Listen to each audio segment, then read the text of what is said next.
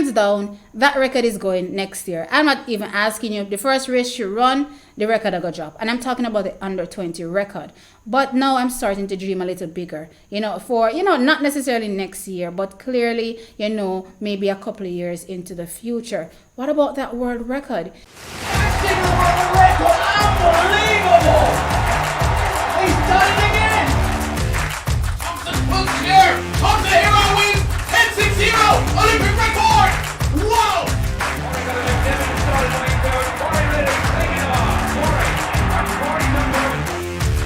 Another goal, a legacy as one of the all-time greats is surely complete. The Olympic champion becomes the world champion. The defending champion comes back and wins again in supreme style. Hey trackies, welcome back to another video here on TXT Track Time. Please remember to like the video and also subscribe to the channel. Now trackies, I have an interesting video for you here today. I usually do deep dives, yeah, and introduce you to the inner workings of T's brain. All right, so I was listening to an interview recently from Megan Tapper where she talked about she's not necessarily doing it on purpose when she turns up at the championships, and I'm talking about the Jamaican championships, and performs her best, but her body just works that way. It peaks literally just in time for the national championships to run her fastest and of course qualify for Team Jamaica. But she said something else very interesting, and that's what we're going to look into today. So she touched on, well, they posed the question to her. They asked about Kerrica Hill, and she was like, listen, Kerrica Hill is fast, right? But I'm going to let you take a listen to her own words, and then I'm going to get back with my thoughts. Listen, you have to come every morning prepared to run out your life, because Kerrica is super fast. She's a super fast flat sprinter, and so if me slip, I slide. She's young, but she's quick. So I have to come prepared every morning when I know that Kerrica is beside me, because obviously you don't want to lose. Even if it's training, you don't want to be the one to not win. And so coming prepared is the most important thing. It's a sight to behold, to watch her train and to compete beside her in training, because she's so young. Like, you forget that she's so young, because she's very mature and she knows what she wants, and her head is screwed on pretty tightly. So I am really happy that I have her as a training partner right now.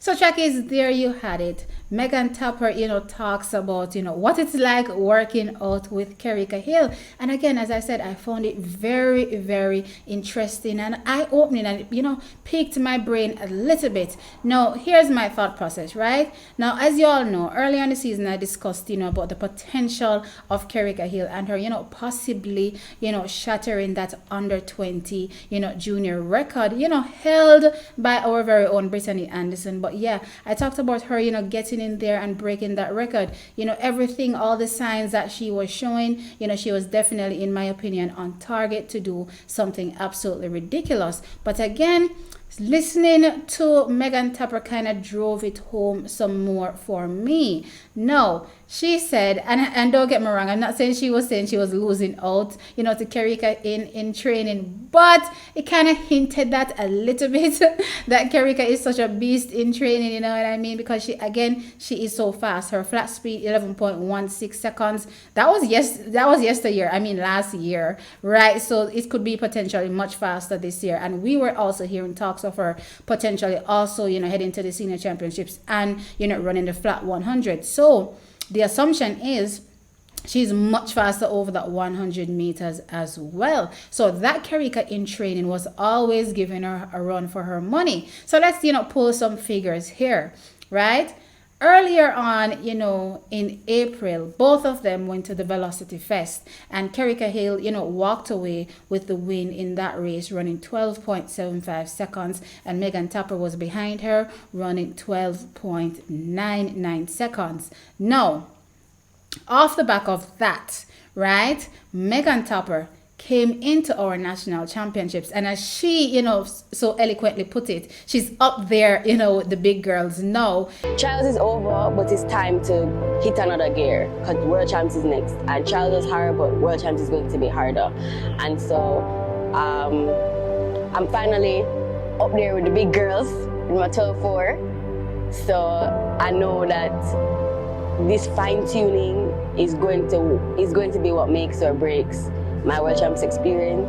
And so basically, I'm just expecting to go over there, put in the work, run some races, get better, and show up when it's World Champs time, God's willing. She came and she dropped a jaw-dropping 12.45 seconds. No, or 12.44 seconds, sorry. No, that made me raise my eyebrows because I'm like, well, if Megan did that, and Kerrica was possibly beating her in training based on her flat speed, what could have Kerrica possibly done at the national championships? No, so obviously I'm sitting here now scratching my brain and trying to figure out how fast is Kerrica really, and I'm like, all right, hands down, that record is going next year. I'm not even asking you. The first race she run, the record I got drop. And I'm talking about the under 20 record.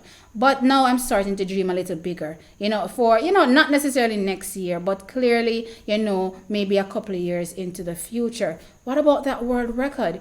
Is Kerrica the one to, break, that world record set by Toby Amason? And again, I said, we're seeing, where the women's events in track and field, they're literally, going into new realms. And I've been thinking, is Kerrica the one that's going to literally bring the women's 100 meters sub 12? Just imagine, if we ever get that, one day. But seriously, on a whole, if Kerrica Hill could possibly run a 12.3 this year, because again, Megan run 12, 44.